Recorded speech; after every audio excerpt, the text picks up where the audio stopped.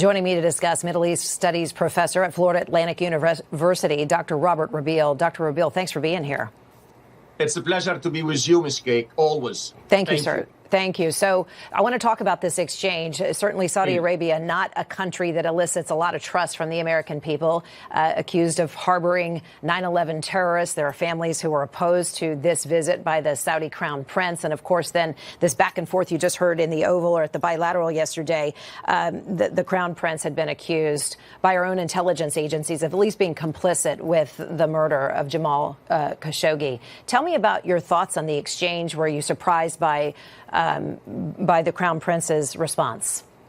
Well, in some way, I am disappointed, and I'll tell you why. Because he came to invest in the United States. He came in really representing a major point, a major turning point in having a better strategic relationship between United States and Saudi Arabia, which is in the interest of United States. Investments, in the billions of dollars. The American company is going to invest in Saudi Arabia. And here mainly the focus was on him, on Khashoggi, and especially on President Trump.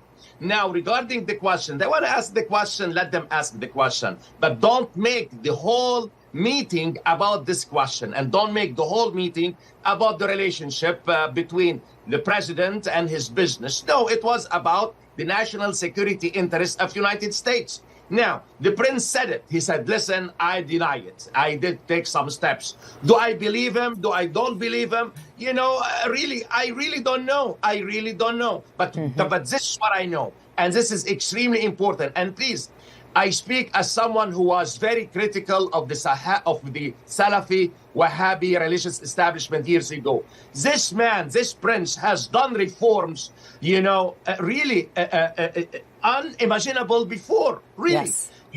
He took a lot of chances, and he stood against very powerful political and religious figure. Why I didn't ask a female Saudi?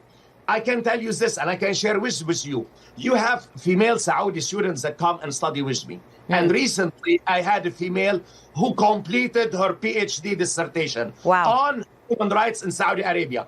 And she tells me, Robert, Saudi Arabia today, you cannot compare it with the Saudi Arabia of 10 years ago, 20 years ago. We have way more rights, but we cannot expect Saudi Arabia in a couple of years to be, in the same image of United States. Right. It's not logical. We do know that part of the reason why President Trump forged this relationship with Mohammed bin Salman in his first term, when he met him, he felt like he was a visionary, had a hope for the future of the Middle East without terrorism. So we understand that was kind of the groundwork and the underpinnings of this relationship. I want to pull back the lens now and talk about more broadly the day-to-day. We know there's a business forum underway today at the Kennedy Center. It'll be hosting Saudis and American business leaders talking about that $1 trillion. Now, you heard the president back and forth with the Crown Prince yesterday. Hey, you're going to do $600 billion. How about $1 trillion? It was fascinating to watch, right?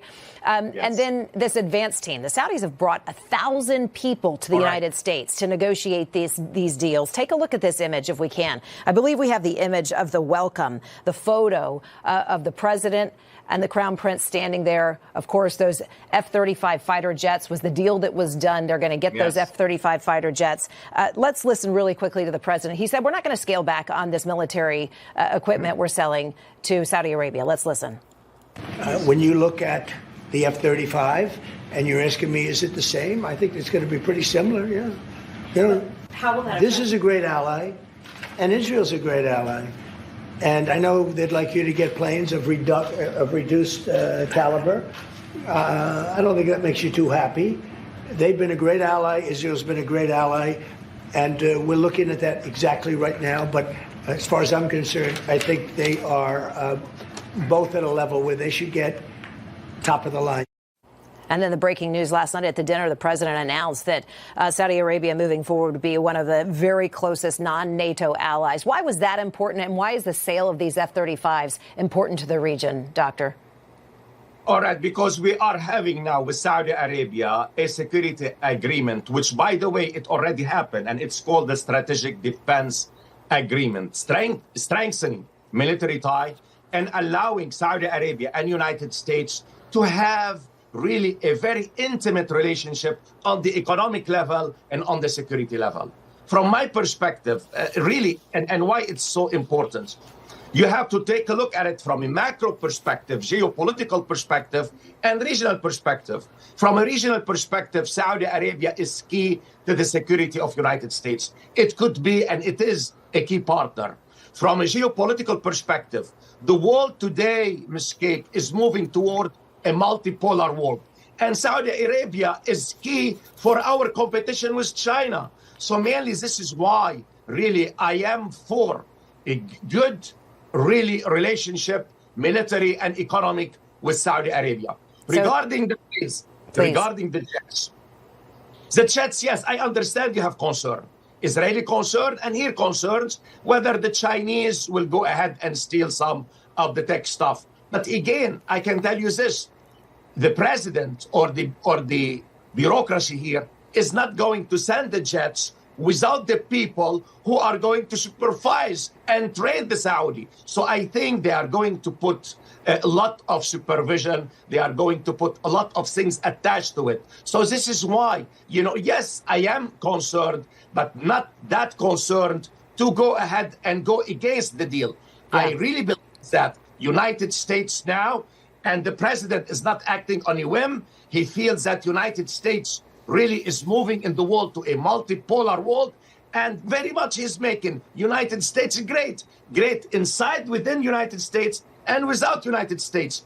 And partners like Saudi Arabia could be key allies in our competition and our future. And getting to peace in that region as well. Saudi Arabia has been instrumental in developing this warmer relationship with Syria as well. Without Saudi Arabia, that never would have happened. They're playing this pivotal role, really, in the region and supporting the rebuilding of Gaza. Just as the Crown Prince arrived in Washington, that UN Security Council vote came through, adopting the president's plan, backing his plan, saying we're behind you to end the war in Gaza. Here's Mohammed bin Salman in the Oval yesterday, or excuse me, in that bilateral meeting about signing the Abraham Accords. Listen.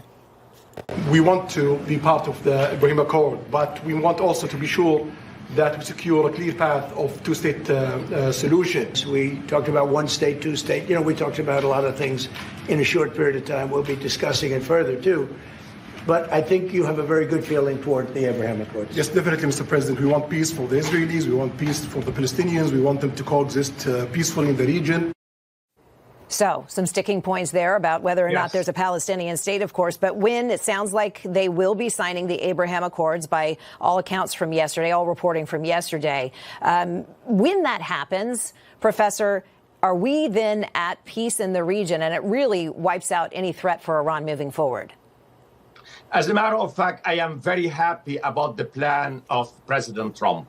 Really, no president was able to go ahead and really produce such a plan, not only in Gaza, but throughout the region. And I really think the Gulf, not only Saudi Arabia, including all the other Gulf countries, have made a strategic decision to have peace with Israel, beside UAE and Bahrain. But the point is, for Saudi Arabia, it's difficult for it without seeing a certain pathway to Palestinian self-determination. But also, as I mentioned to you before, Ms. Cake, that doesn't mean that Saudi Arabia is not going to have, in the time being, informal relationship with Israel. It doesn't mean that it's not going to have intelligence cooperation. And I can trace it, as a matter of fact, to when Prince Bandar bin Sultan in the 1990s was the Saudi ambassador here. And he had, as a matter of fact, ushered in this informal relationship with Israel. So I am really, yes, of course, I'm always concerned. You have a lot of challenges, but I see the determination of the president. I see his plan, and I am indeed hopeful. And we need to support him here, not to go after him and after him and after him. Middle East Studies professor Dr. Robert Rabil from Florida Atlantic University in Florida. Thank you, sir. Good to see you. I thank you, Ms. Cake, and have a wonderful day. Thank you. You do the same, sir. Thank you.